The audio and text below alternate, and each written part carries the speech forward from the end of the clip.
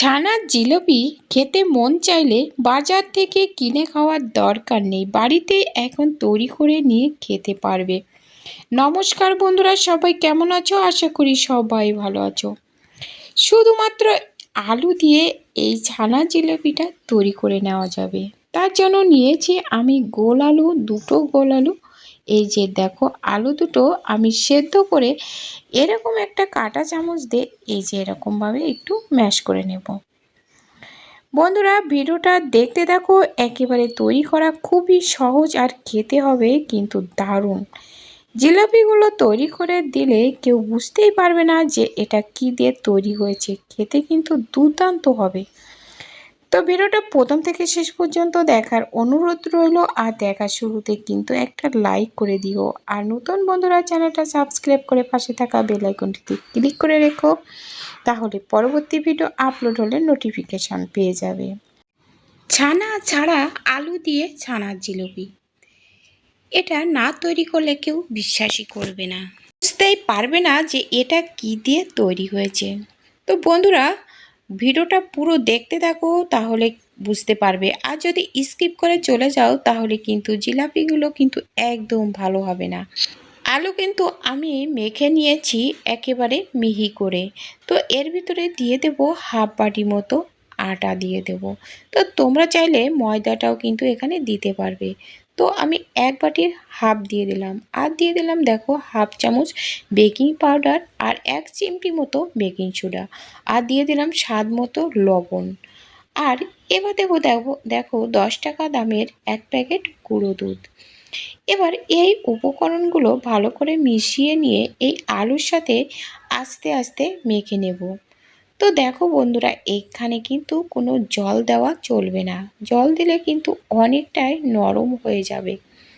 তো এবার ভালো করে এভাবে চটকে চটকে একটু ধৈর্য ধরে মেখে নিতে হবে। আর এই মাখাটা কিন্তু সুন্দর করে মেখে নিতে হবে, যেমন রুটি তৈরি করার মতো একটা ডো রেডি করে নিতে হবে।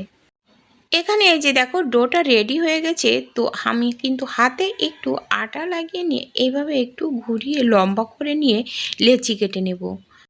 তো এরকম লম্বা করে নিয়ে এবার দেখো হাতে একটু আটা লাগিয়ে নিয়ে তো এভাবে ছোট ছোট করে লেচি কেটে নেব। তোমরা চাইলে কিন্তু এখানে ঘি কিংবা তেলও হাতে লাগিয়ে নিতে পারো। এবার দেখো একটা লেচি নিয়ে এরকম করে লম্বা করে আমি হাত দিয়ে ঘুরিয়ে নেব, নিয়ে তারপর এরকম করে দেখো ছানার জিলিপির এরকম শেপ দিয়ে এরকম একটু আর কি চেপে দিতে হবে।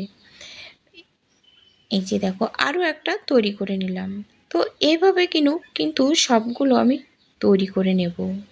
তো এই যে দেখো, আর এরকমভাবে তৈরি করে এই মাথায় কিন্তু একটু জল লাগিয়ে দিতে হবে, তা না হলে কিন্তু এটা খুলে যাওয়ার সম্ভাবনা থাকে। যখন তেলের পাড়ে দিয়ে ভাজা হবে তখন কিন্তু এরকম একটু জল দিয়ে যদি চেপে না দেওয়া যায় মাথাটা কিন্তু খুলে যাবে। তো বন্ধুরা, আমি এতক্ষণ কিন্তু হাতে এই যে একটু আটা লাগিয়ে তো করলাম। তো এবার দেখো আমি এবার হাতে একটু তেল লাগিয়ে দিয়ে করে দেখি। তো এখানে তেল কিংবা ঘি দিয়েও কিন্তু তৈরি করে নিতে পারবে। তো এই যে দেখো হাতে আমি একটু তেল লাগিয়ে নিলাম, তেল লাগিয়ে নিলে কিন্তু হাতে আর একদম লাগে না। তো এটাও কিন্তু এই যে দেখো আমি এই প্লেটের পাশে একটু তেল ঢেলে নিলাম। তো এটাও একইভাবে তৈরি করে কিন্তু এই যে এই শেষ মাথাটায় কিন্তু একটু জল লাগিয়ে দিতে হবে, তা নাহলে কিন্তু এই যে খুলে যাবে। তো প্রত্যেকটা আমি একইভাবে তৈরি করে নেব। সবগুলো তৈরি হয়ে গেছে, একেবারে কম খরচে দারুণ একটা মিষ্টি রেসিপি হয়ে যাবে। তো দেখো এখানে আমি একই বাটির মাপ করে 1 বাটি চিনি নিয়ে নিলাম, নিয়ে প্রথমে চিনির একটা শিরা তৈরি করব। তো এই বাটি 1.5 বাটি জল দেব। তো জল দিয়ে এই যে দেখো গ্যাসটা জ্বালিয়ে দিয়ে তো দেখো এরকম নেড়ে চেড়ে চিনিটা গলিয়ে নেব, আর এর ভিতরে দিয়ে দিলাম আমি 3টে এলাচ। তো এই এলাচ দিলে কিন্তু এর এই ফ্লেভারটা দারুণ আসে, আর খেতে কিন্তু দারুণ লাগবে। চিনির রসটা দেখো ফুটছে, তো এটা বেশি সময় জাল করা লাগবে না, এটা এরকম একটু পাতলা রসই কিন্তু রাখতে হবে। তো এটা নামিয়ে নেব। তো এদিকে দেখো গ্যাসের পরে কড়াই দিয়ে তো তেল দিয়ে দিলাম, তেলটা ভালো মতো গরম করে নিয়ে এবার একটা একটা করে এই জিলাপিগুলো কিন্তু এবার ছেড়ে দিলাম। তো প্রথম চান্সে কিন্তু হাই হিট কিন্তু দেওয়া যাবে না, তো এটা কিন্তু মিডিয়াম আঁচে ভেজে নিতে হবে। তো আমি সবগুলো দিয়ে কিন্তু আমি এটা ফিরিয়ে নিতে যেয়ে দেখি যে আমার এতে হাই হিট দেওয়া আছে কিন্তু আমার খেয়াল নেই। তো এই জন্য দেখো উপর থেকে কিন্তু একটু পোড়া পোড়া মতো হয়ে গেছে। তো এটা খেয়াল রাখতে হবে, আঁচটা কিন্তু কমিয়ে দিতে হবে। কমিয়ে দিয়ে এটা ভেজে নিলে কিন্তু একটা অনেকটাই ফুলে যাবে। আর যদি হাই হিট থাকে তো উপর থেকে পুড়ে যাবে, ভিতরে কিন্তু ভালো ভাজা হবে না। তো এই যে দেখো এভাবে একটু ধৈর্য ধরে আর কি লো আঁচে এটা ভেজে নিতে হবে। তো এই যে দেখো উল্টে পাল্টে আমি এবার এটা ব্রাউন কালার করে ভেজে নেব। আর দেখো প্রত্যেকটা কিন্তু ফুলে উঠেছে। তো আমি কতটুক দিয়েছিলাম আর কত বড় বড় হয়েছে দেখো, এই যে দেখো। আর কালারটা না এত সুন্দর হবে যে দেখে কেউ বুঝতেই পারবে না যে এটা না আলু দিয়ে তৈরি হয়েছে। কালারটা দেখো কত সুন্দর হয়েছে। এরকম ব্রাউন কালার করে আমি নামিয়ে নেব।